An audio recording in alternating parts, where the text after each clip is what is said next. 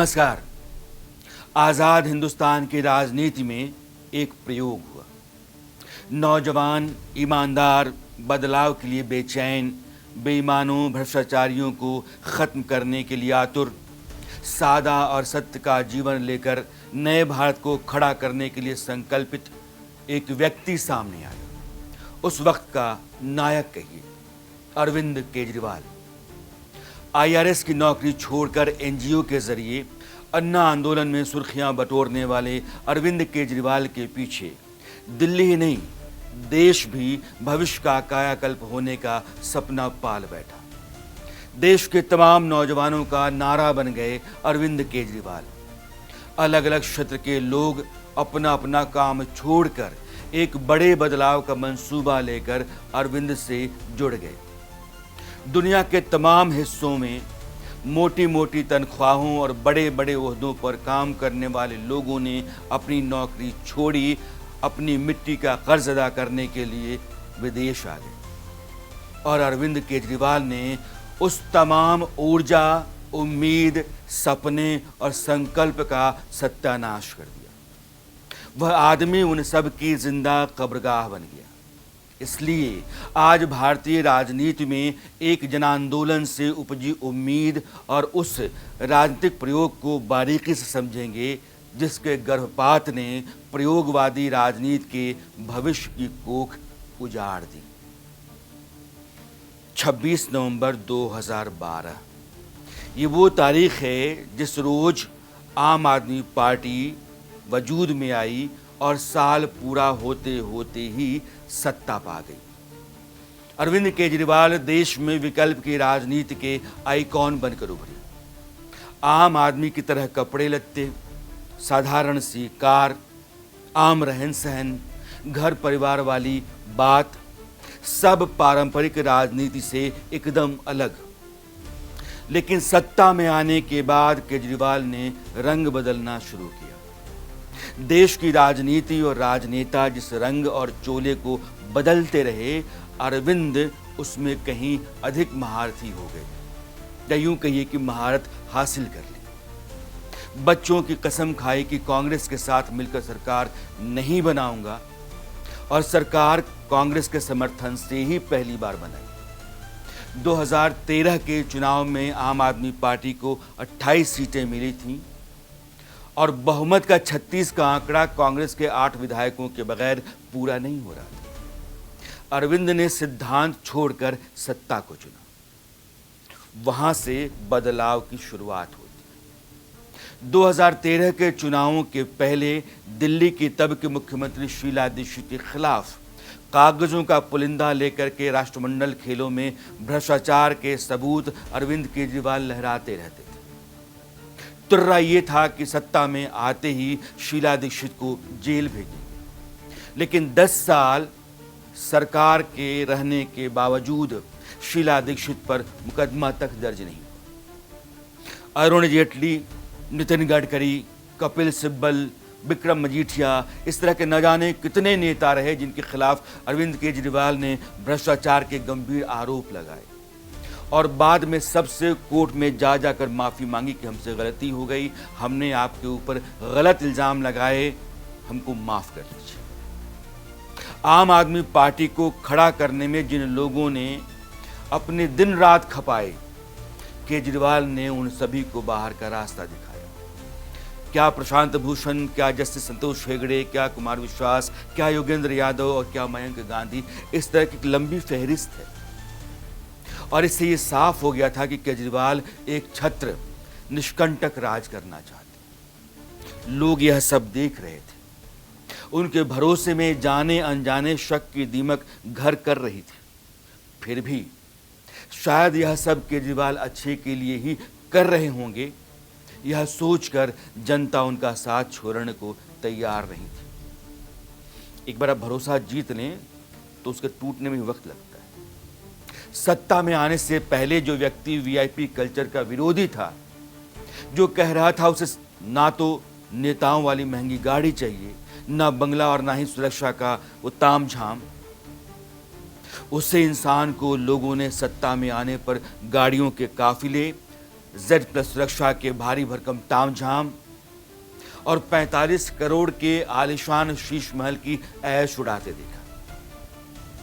जो केजरीवाल 2020 में कह रहे थे कि उनको सत्ता में फिर से लाइए क्योंकि 2025 तक यमुना साफ करनी है, वे 2025 में भी यही कह रहे थे कि 5 साल और दे दीजिए क्योंकि यमुना साफ करनी है।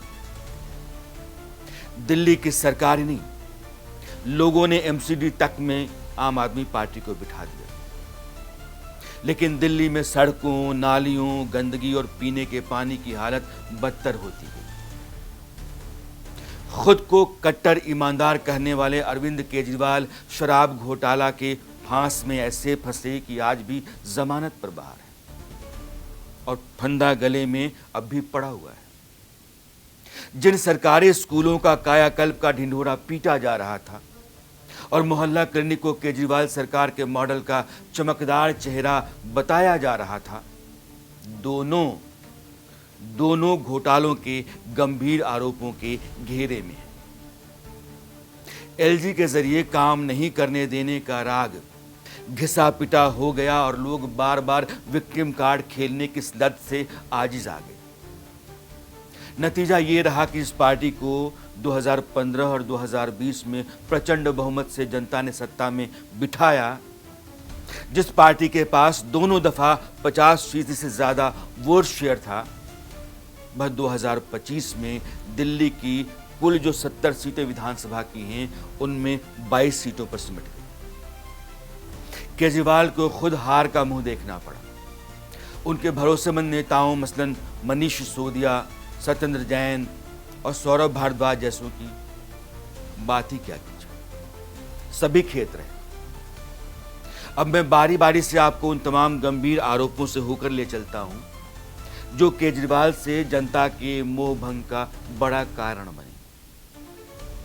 इनको आप जरा देखते चलिएगा क्योंकि यह जो एक सिलसिला है, इस सिलसिले को समझना बहुत ज़रूरी है और यही बताएगा कि विकल्प की राजनीति जो हिंदुस्तान में एक उम्मीद लेकर के आई थी, बदलाव का बड़ा कारण हो सकती थी, उसका खात्मा कैसे हो गया। एक पूरा का पूरा चैप्टर जो है वो खत्म हो गया।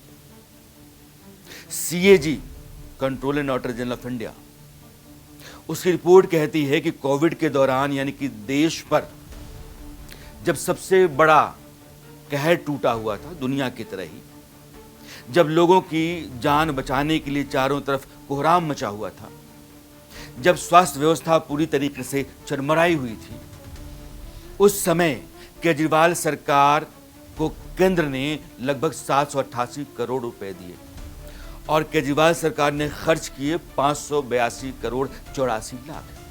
यानी कि कोविड में भी मुख्यमंत्री केजरीवाल ने लगभग 200 करोड़ रुपए खर्च नहीं किए। इस रकम से जो बंदोबस्त किया जा सकता था या उस बंदोबस्त से जितने लोगों को बचाया जा सकता था, अगर वो लोग नहीं बचाए जा सके तो फिर उन मौतों का गुनहगार कौन?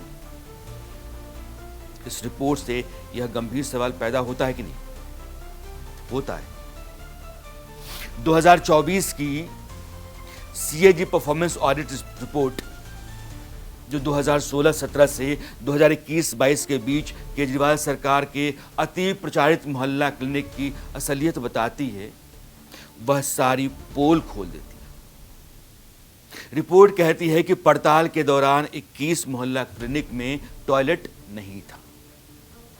15 मोहल्ला क्लिनिक ऐसे थे जिनमें लाइट नहीं थी और 6 मोहल्ला क्लिनिक ऐसे मिले जहां पेशेंट को लिटा करके फिजिकल चेकअप के लिए जो टेबल होता है वो टेबल नहीं था। 12 ऐसे थे जिनमें दिव्यांगों को जाने का रास्ता नहीं था, उनका इंतजाम नहीं था। लोगों के मुफ्त इलाज के लिए जो केजरीवाल मॉडल बनाया गया था, क्या रिपोर्ट उसका मखौल नहीं उड़ाती है। यह पूरी की पूरी रिपोर्ट जो मोहल्ला क्लिनिक को लेकर के है, वो बताती है कि मोहल्ला क्लिनिक सिर्फ माउथ पब्लिसिटी था, उसकी असलियत कुछ और थी। और यही स्थिति जो आयुष की डिस्पेंसरीज रही, उनमें भी पाई गई। अलबत्ता मोहल्ला क्लिनिक से बदतर कही। जिन 49 डिस्पेंसरीज का इंस्पेक्शन हुआ, उनमें से 17 ऐसी थीं जिनमें बिजली नहीं थी। 14 में पीने के पानी का इंतजाम नहीं था और 7 में टॉयलेट नहीं था। इन सब के नाम पर पैसे तो बकायदा जाते रहे, तो फिर कौन डकारता रहा? इसको समझना आपके लिए कोई रॉकेट साइंस नहीं है, आप आसानी से समझ सकते हैं। मोहल्ला क्लिनिक को लेकर जो और चौंकाने वाले फैक्ट्स सीएजी ने अपनी रिपोर्ट में रखे हैं, आप उनको भी सुनें। आंकड़ों के हिसाब से देखा जाए तो एक पेशेंट को डॉक्टर ने 1 मिनट से भी कम समय में निपटा दिया। और मैं निपटा दिया कह रहा हूं जानबूझ करके, क्योंकि आप मिनट भर में एक पेशेंट को देख तो नहीं सकते, निपटा ही सकते। रिपोर्ट कहती है कि इससे समझ में आता है कि जांच क्या होती हो और क्या इलाज होता हो। लेकिन अभी रुकिए, मामला इतना भर नहीं है, बल्कि दिल्ली की केजरीवाल सरकार के मोहल्ला क्लिनिक्स पर सीएजी की रिपोर्ट यह भी कहती है कि तमाम क्लिनिक्स में जो बेसिक मेडिकल इक्विपमेंट्स होते हैं, मसलन ऑक्सीमीटर, ग्लूकोमीटर, बीपी मॉनिटर की मशीन या एक्सरे व्यूअर्स, ये सब नहीं थे। जब रोग जांचने समझने वाली मशीन ही नहीं है तो इलाज क्या होगा? बहुत बड़ी जालसाजी और बहुत बड़ा फरेब रहा है मोहल्ला क्लिनिक, इसमें कोई दो राय नहीं है। और इसी वजह से केजरीवाल सरकार के मोहल्ला क्लिनिक की पड़ताल में सीएजी ने पाया कि दिल्ली के 4 जिलों के, सुनिएगा, 4 जिलों के 218 क्लिनिक्स में से 18% बंद थे। कम से कम 15 दिन से लेकर 2 साल से वे खुले नहीं थे। कारण में पता चला कि या तो डॉक्टर की कमी है या फिर डॉक्टर का या कर्मचारी का इस्तीफा हो चुका है, एम्पैनलमेंट खत्म हो चुका है। कहीं कहीं केसेस यहां से भी थे। अब जरा दिल्ली के अस्पतालों की असलियत भी जान लीजिए। मोहल्ला क्लिनिक्स आपने देखा, आयुष क्लिनिक्स आपने देखे, अब अस्पताल पे आते। सीएजी की रिपोर्ट कहती है कि दिल्ली सरकार के आधे से अधिक अस्पतालों में आईसीयू फैसिलिटी नहीं है और 60% ऐसे हैं जिनके पास ब्लड बैंक नहीं है। ब्लड बैंक नहीं है। सोचिए क्या स्थिति रही। ये आंकड़े जिन पड़ताल के आधार पर सीएजी ने जारी किए, वह रिपोर्ट कहती है कि 27 अस्पतालों का मुआयना किया गया और उनमें से 14 बिना आईसीयू के थे, 16 के पास ब्लड बैंक नहीं था और 12 के पास तो एम्बुलेंस ही नहीं थी। मारे केजरीवाल मारो, घर पर फूस का छप्पर नहीं और नाम धनपत। बहुत सारे कॉन्ट्रडिक्शंस सीएजी की रिपोर्ट सामने रखती है। अब आप सुपर स्पेशलिटी जो हॉस्पिटल्स होते हैं उन पर आ जाइए।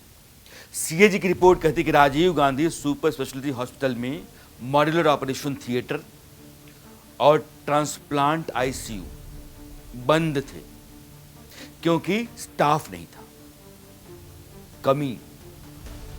इसी तरह Janakpuri super speciality hospital emergency service, blood bank और आईसीयू चलाने के लिए वो जूझ रहा है स्टाफ की कमी के चलते। अस्पतालों पर बोझ और पेशेंट की दुर्दशा, इन दोनों की स्थिति ये रही है कि एक बेड पर 2-2 पेशेंट को सुलाना पड़ता था और कईयों का इलाज फर्श पर लिटा करके किया जा रहा था। यानी कि मोहल्ला क्लिनिक से लेकर के सुपर स्पेशलिटी हॉस्पिटल्स तक सब जगह आम आदमी पार्टी की सरकार ने अव्यवस्था और अराजकता फैला रखी थी। जबकि लोगों से कह रहे थे कि देखिए हम तो अच्छा स्कूल बनाते हैं जी, अच्छा अस्पताल बनाते हैं जी, हम आपके भाई हैं, आपके बेटे हैं जी। अरे भाई, ये कैसा फरेब है और कैसी दगाबाजी। इसके चलते ही वो उम्मीद टूटी जिसको विकल्प की राजनीति कहा जाता था। केजरीवाल सरकार ने 2016-17 के बजट भाषण में दिल्ली के लोगों के इलाज के लिए 10,000 बेड जोड़ने का प्रस्ताव रखा था, लेकिन 2021 तक जोड़े कितने? 1,357। सीएजी की रिपोर्ट कहती है कि 2016-17 और 2020-21 यानी 5 साल के भीतर दिल्ली के अलग अलग जिलों में स्वास्थ्य सेवाओं के मूल्यांकन करने और उसके मुताबिक योजना पर काम करने में सरकार नाकाम रही। कहने के लिए बंद तो 8 अस्पताल रहे हैं, लेकिन जब टीम असलियत जानने के लिए गई तो उसने पाया कि सिर्फ 3 ही बने हुए हैं। यानी कि 10 साल में आपने कुल कितने अस्पताल बनाए? 3। सीएजी की रिपोर्ट ने अरविंद केजरीवाल सरकार की स्वास्थ्य सेवाओं को लेकर के जो पूरी की पूरी कलई थी उसको उतार करके रख दिया। पड़ताल तो यह भी कहती है कि लगभग 6.5 करोड़ में 15 प्लॉट खरीदे गए, लेकिन सरकार ने उन प्लॉट्स का कोई इस्तेमाल नहीं किया। न अस्पताल बनवाया गया, न डिस्पेंसरीज खोली गई। अगर आप ठीक से देखें इस रिपोर्ट को तो आप पाएंगे कि केजरीवाल की सरकार ने अक्ल के घोड़े दौड़ाए तो जरूर, लेकिन लोगों को भरमाने भटकाने के लिए, जमीन पर असलियत को उतारने के लिए। और ये मैं नहीं कह रहा हूं, ये सीएजी की रिपोर्ट कह रही है, जिस रिपोर्ट का मैं आपको हवाला दे रहा हूं। मोहल्ला क्लिनिक और अस्पतालों की असलियत जानने के बाद केजरीवाल सरकार के सबसे ज्यादा प्रचारित और केजरीवाल मॉडल का चेहरा माने जाने वाले स्कूलों के बारे में जो कुछ तथ्य आए उनसे भी आपको वाकिफ कराना जरूरी है। दिल्ली के तमाम सरकारी स्कूलों का स्टैंडर्ड अपलिफ्ट या अपलिफ्टमेंट करने के लिए, यानी कि उनकी बेहतरी के लिए क्लासरूम, उनके रंग रोगन, टॉयलेट, बाउंड्रीज, लेबोरेटरीज वगैरह वगैरह मान लीजिए आप, इन सब पर खूब खर्च किए गए। इसकी जो दिल्ली सतर्कता निदेशालय है, जिसको हम दिल्ली विजिलेंस डायरेक्टरेट कहते हैं, उसने शिक्षा विभाग और पीडब्ल्यूडी से जवाब मांगने के बाद एक रिपोर्ट तैयार की। उस रिपोर्ट में प्राइमा फेसी 1300 करोड़ रुपए का घोटाला दिख रहा है। मैं स्कूलों की बात कर रहा हूं और ये रिपोर्ट कहती है, जांच रिपोर्ट, पड़ताल की रिपोर्ट, कि 1300 करोड़ का घोटाला उसमें दिख रहा है। बेहिसाब मनमर्जी की गई। डीओवी ने सिफारिश की कि दिल्ली के स्कूलों में कंस्ट्रक्शन की किसी स्पेशल एजेंसी से जांच करवाई जाए। अब वो शुरू भी हुई। डीओवी की रिपोर्ट में कहा गया कि टेंडर पॉलिसी से लेकर के उसके एग्जीक्यूशन तक मैनिपुलेट करने में निजी लोग और एजेंसीज घुसी पड़ी थी, शामिल रहे। इस लिहाज से Mrs Babbar and Babbar associates report में इसका भी जिक्र आता है। इस कंपनी का ओनर 21 जून 2016 को तब के पीडब्ल्यूडी मिनिस्टर के चैम्बर में मीटिंग में बैठा हुआ था। सरकारी मीटिंग के भीतर एक प्राइवेट आदमी आकर के क्यों बैठा हुआ है? रिपोर्ट कहती है कि इस आदमी ने कॉन्ट्रैक्ट और टेंडर में मंत्री को प्रभावित किया, फैसले बदलवाए और इसके चलते 205 करोड़ 45 लाख रुपए अतिरिक्त खर्च हुए। बीजेपी के जिन 3 नेताओं ने कॉम्प्लेंट फाइल की थी, हरीश खुराना, कपिल मिश्रा और नीलकंठ बख्शी, उनकी कॉम्प्लेंट में कहा गया था कि क्लासरूम बनाने में 2000 करोड़ से ज्यादा का घोटाला हुआ। उन लोगों ने तर्क दिया कि क्लासरूम कंस्ट्रक्शन कॉस्ट 8,800 रुपए प्रति स्क्वायर फीट रेट कैलकुलेट किया गया है, जबकि नॉर्मल कंस्ट्रक्शन 1,500 रुपए स्क्वायर फीट में हो जाता है। उन तीनों कॉम्प्लेनेंट के कहने का मतलब यह था कि एक क्लासरूम की लागत जो 24,86,000 रुपए दिखाई गई है, दरअसल वो है 5 लाख की। इसके ऊपर खर्च हो ही नहीं सकता। अब इसकी भी जांच चल रही है। इस मामले का बैकग्राउंड मैं आपको बताना चाहता हूं। स्कूल में क्लासरूम, टॉयलेट, बाउंड्री कंस्ट्रक्शन का, दरअसल अप्रैल 2015 में दिल्ली के तब के मुख्यमंत्री अरविंद केजरीवाल ने सरकारी स्कूलों में क्लासरूम बनाने का आदेश दिया। पीडब्ल्यूडी से कहा गया कि 193 स्कूलों में 2,405 क्लासेस या क्लासरूम्स बनाइए। पीडब्ल्यूडी ने पहले यह पता किया कि आखिर कितने क्लासरूम की जरूरत है। सर्वे हुआ। सर्वे में ये मालूम चला कि 7,180 क्लासरूम की दरकार है। खैर क्लासरूम बनना शुरू हो गया और वो कुल बने 12,748। 25 जुलाई 2019 को सीबीएसई को शिकायत की गई कि कक्षाओं के निर्माण में अनियमितताएं बरती जा रही हैं, यानी कि करप्शन चल रहा है, भ्रष्टाचार है। बिना टेंडर जो कॉस्ट है वो 90% तक बढ़ गया और उसको अप्रूवल भी दे दिया गया। दिल्ली सरकार ने बिना टेंडर 500 करोड़ रुपए की जो लागत वृद्धि है उसको मंजूरी दे दी। सीवीसी ने अपनी दिल्ली यूनिट यानी कि डीओवी को पड़ताल करने और रिपोर्ट सौंपने को कहा। जांच में यह मालूम हुआ कि टेंडर वैल्यू से 17 से 90% ज्यादा का काम करवाया गया और कुल मिलाकर के इस तरीके से 326 करोड़ 25 लाख रुपए का कॉस्ट बढ़ा, जो टेंडर से 53% ज्यादा है। गजब का खेल है भाई। काम आप 100 रुपए करवाइए, टेंडर 100 रुपए की निकलवाइए और उसके बाद अपनी मर्जी से 150 रुपए काम करवा लीजिए। क्या मतलब इसका? ना टेंडर निकालेंगे ना प्रोसेस फॉलो करेंगे। जांच में यह भी पाया गया कि 194 स्कूलों में 116 शौचालय ब्लॉक्स की जरूरत थी और बनवाए गए 1214, यानी कि 10 गुना ज्यादा। नतीजा ये हुआ कि 37 करोड़ एक्स्ट्रा खर्च हुए। सवाल यह है कि एक्स्ट्रा खर्च हुए या वो रुपए लूटे गए? लूट गए या लूटे गए? रिपोर्ट कहती है कि दिल्ली के सरकारी स्कूलों के लिए जो सैंक्शन अमाउंट था वह था 989 करोड़ 26 लाख और टेंडर का जो टोटल वैल्यू था वो था 860 करोड़ 63 लाख। मगर खर्च कितने हुए?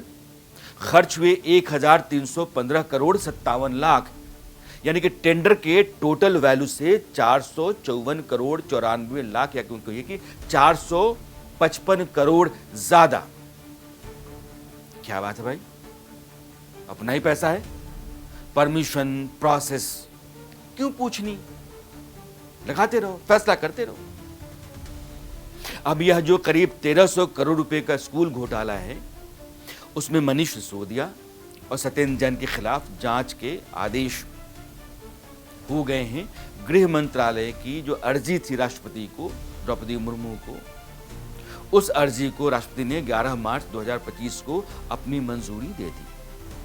क्योंकि दोनों ने मंत्री की हैसियत से अपने महकमे में काम किया था, वह सरकार का काम था। और प्रिवेंशन ऑफ करप्शन एक्ट 1988 ये कहता है कि किसी भी सार्वजनिक अधिकारी के खिलाफ जांच के लिए इस तरह की इजाजत चाहिए ही चाहिए। लिहाजा गृह मंत्रालय ने राष्ट्रपति से मंजूरी मांगी थी। मनीष पर आपको पता है कि शराब घोटाला मामले में मुकदमा पहले से चल रहा है और वे जमानत पर बाहर हैं। सत्येंद्र जैन पर मनी लॉन्ड्रिंग का आरोप है, 2 साल जेल काट चुके हैं और वे भी जमानत पर बाहर हैं। मनीष सिसोदिया ने जांच के लिए राष्ट्रपति की मंजूरी के बाद कहा कि हमें किसी भी जांच से कोई डर नहीं है, चाहे केंद्र सरकार कितने भी केस कर ले, हम झुकेंगे नहीं। यह सब दरअसल बदले की कार्रवाई है। आपको याद होगा 2013-14 में और 2015 में आम आदमी पार्टी और अरविंद केजरीवाल ने इसी सीएजी रिपोर्ट को लहरा करके हंगामा काट रखा था।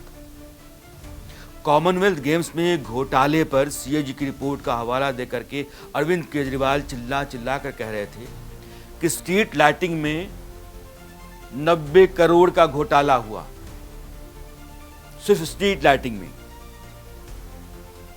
शीला दीक्षित के ऊपर उन्होंने तलवार तान रखी थी। आज उसी सीएजी रिपोर्ट ने केजरीवाल को कहीं का नहीं छोड़ा है। इसलिए मैं कहता हूं केजरीवाल ने भारतीय राजनीति जन आंदोलन से उपजी उम्मीद को मार डाला है। अब शराब घोटाले की तरफ आपको लेकर चलना चाहता हूं।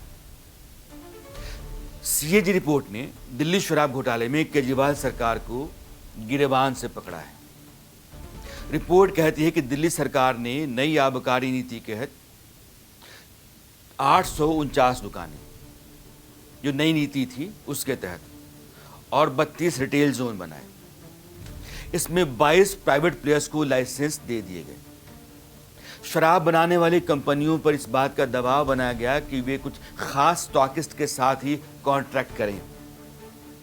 सिर्फ 3 स्टॉकिस्ट, नाम याद रखिएगा, इंडोस्पिरिट, महादेव लिकर और ब्रिडको, इन तीनों ने 71% सप्लाई अपने हाथ में ले ली, 71%। स्टॉकिस्ट का मार्जिन 5% से बढ़ा करके 12% कर दिया। दिल्ली एक्साइज डिपार्टमेंट ने L1 लाइसेंस जिनके पास था उनको महंगी शराब के लिए अपनी खुद की एक्स डिलीवरी कीमत, जिसको हम EDP कहते हैं, वह करने की इजाजत दी।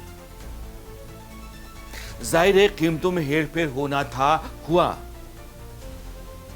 अभी आगे सुनिए। जो विदेशी शराब थी उनके टेस्ट के 51% मामलों में रिपोर्ट या तो 1 साल पुरानी थी या गायब थी, या फिर उन पर कोई तारीख ही नहीं थी।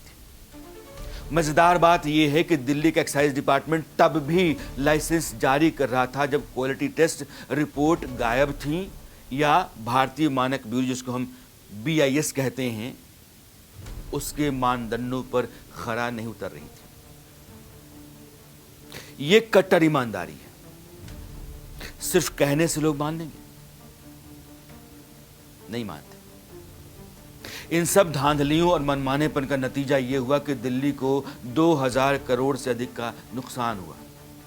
नॉन कन्फर्मिंग इलाकों में शराब की दुकानें नहीं खोलने से 941 करोड़ 53 लाख करोड़ का नुकसान हुआ। कई लोगों ने लाइसेंस छोड़े, उसके बदले में रीटेंडरिंग नहीं की गई, इसके चलते 890 करोड़ का फटका लगा। कोरोना है, बहुत लोग बर्बाद हो गए हैं, यह कह करके लाइसेंस फीस छोड़ दी गई और 144 करोड़ चले गए। आपकी जायदाद थी क्या? सीएजी की रिपोर्ट कहती है कि केजरीवाल सरकार ने अपनी ही एक्सपर्ट कमेटी की सिफारिशें नहीं मानी। भाई क्यों मानेंगे? उनके तो ललाट पे लिखा हुआ है कट्टर ईमानदार। उनसे किसी भी तरह की बेईमानी की उम्मीद ही आप क्यों करते हैं? कर ही नहीं सकते।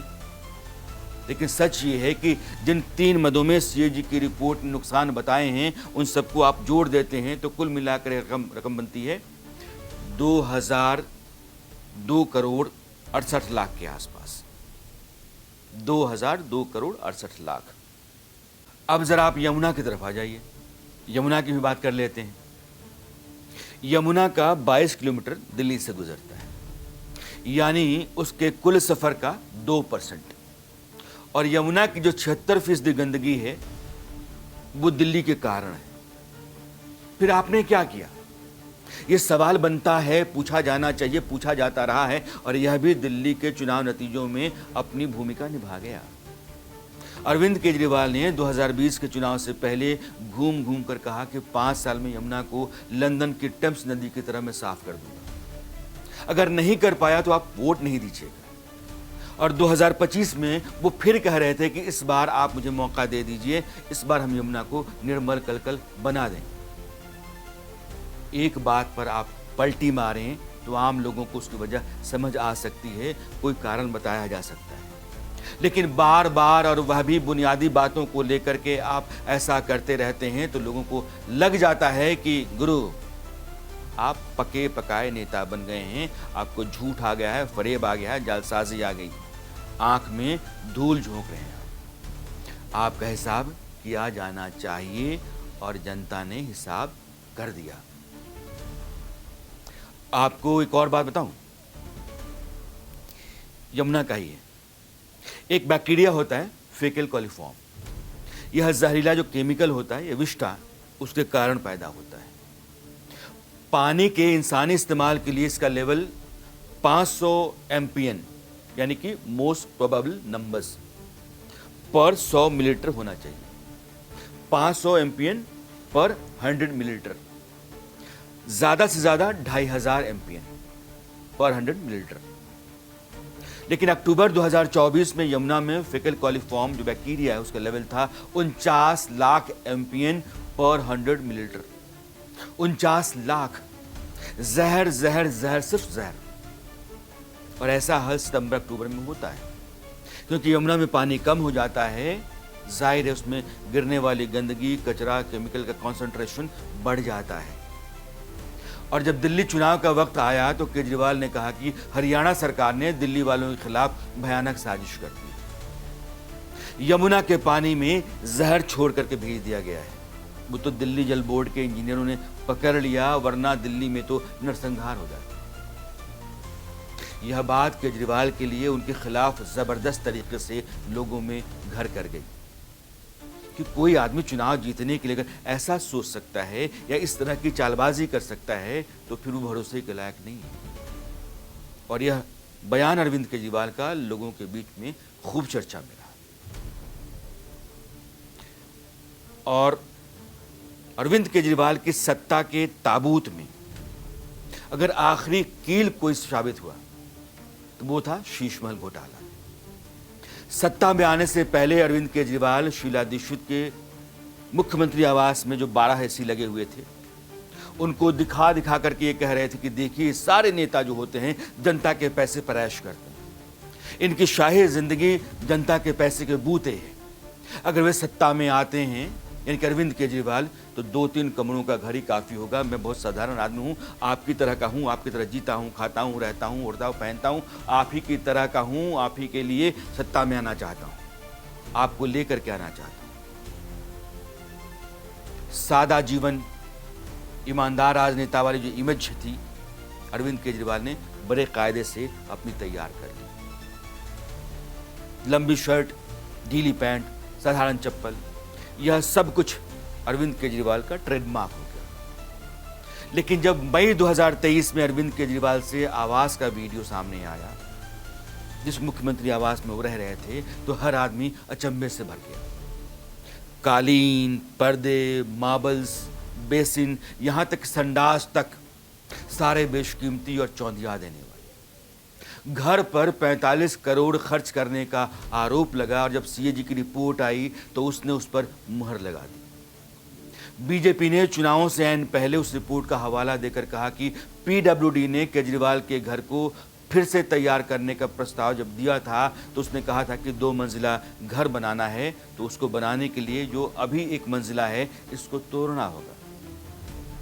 और मजेदार बात यह है कि यह जो प्रस्ताव था इसको 1 दिन के भीतर स्वीकार कर दिया गया। ओके, शीश महल के रेनोवेशन पर जो शुरुआती एस्टिमेट था वो था 7 करोड़ 61 लाख और 2020 में 31 मार्च 2022 तक कहिए 2020 में एस्टिमेट आया 7 करोड़ 61 लाख का और 2022 तक जो फाइनेंशियल खत्म होता है मार्च तक, उस घर पर खर्च किए गए 33 करोड़ 66 लाख। CAG की रिपोर्ट कहती है कि यह 33 करोड़ की रकम तो उन पेपर्स के आधार पर है जो PWD ने उसको हैंडओवर किए दिए। कई रिमाइंडर्स के बावजूद वाइटल डॉक्यूमेंट्स PWD ने अप्रैल 2022 के आगे के दिए ही नहीं। ऐसे में शीश महल पर 45 करोड़ खर्च हुआ होगा या उसका आरोप लगाया गया, इसको भी लोगों ने सही माना, क्योंकि 33 करोड़ तो आपने 2022 से पहले लगा लिया, मार्च 2022 तक। तो अप्रैल 2022 से लेकर के आगे तक जो भी खर्च हुआ उसका कोई पेपर नहीं, डॉक्यूमेंटेशन नहीं है, तो कुल मिलाकर के वो 45 करोड़ का है। लेकिन बीजेपी ने कहा कि ना ना ना ना, ऐसा नहीं है। अगर आप सही से देखें तो अरविंद केजरीवाल के मुख्यमंत्री आवास पर 70 से 80 करोड़ रुपए खर्च हुए। 70 से 80 करोड़।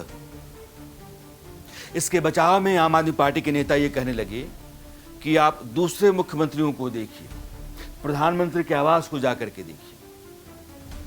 अब उन्हें कौन समझाए कि आपकी पार्टी दूसरी पार्टियों की राह पकड़ के सत्ता में नहीं आई। वैगनआर कार, साधारण कपड़ा, साधारण चप्पल, जूता, 2-3 कमरे में रहने का दावा, सोच समझकर आम आदमी पार्टी नाम रखना, यह सब अरविंद केजरीवाल से यूं जुड़े कि देश ने उनके जरिए राजनीति और देश दोनों में क्रांतिकारी बदलाव की उम्मीद बांध ली। आप सत्ता में उसी उम्मीद की नैया पर सवार होकर आए। आप कहें कि इसको भी देख लो, उसको भी देख लो, उनको भी देख लो, तो जाहिर है जनता आपको देख लेगी, और उसे देख लिया। दुनिया में एक ही चीज है जिसकी इमारत फौलाद से भी अधिक बुलंद होती है, लेकिन उसकी असलियत यह भी है कि वो एक ही झटके में भरभराकर गिर भी सकती है, और वह है भरोसा। अरविंद केजरीवाल ने क्राइम, करप्शन, माल लूटने, कूटने, पीटने, जनता को खसोटने, परिवारवाद को पालने वाली राजनीति जिससे जनता त्रस्त थी, उन सब का खात्मा करके उसका विकल्प लोगों को दिखाया। सीधी, सादी, सच्ची और आम आदमी की राजनीति का रास्ता खोला। जनता ने अपनी पूरी ताकत केजरीवाल के साथ लगा दी। एक ऐसा अभेद्य किला तैयार किया कि उसको कोई भी पार्टी या नेता जीत नहीं सकता था। अजेय, अयुद्ध। लेकिन जैसे जैसे आम आदमी पार्टी की राजनीति जनता को विश्वासघात करती हुई लगी, उसने एक झटके में उस किले को रेत के टीले में तब्दील कर दिया।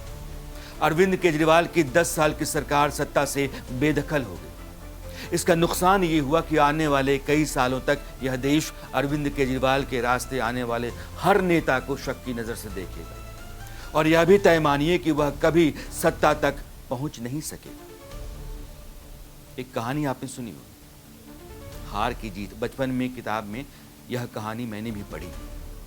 बाबा भारती ने घोड़ा लेकर भागते डाकू खड़क सिंह से कहा था कि सुनो, तुम किसी से यह मत कहना कि तुमने यह घोड़ा छल से या धोखे से लिया है। खड़क सिंह ने पलट के पूछा था, क्यों बाबा भारती, ऐसा क्यों?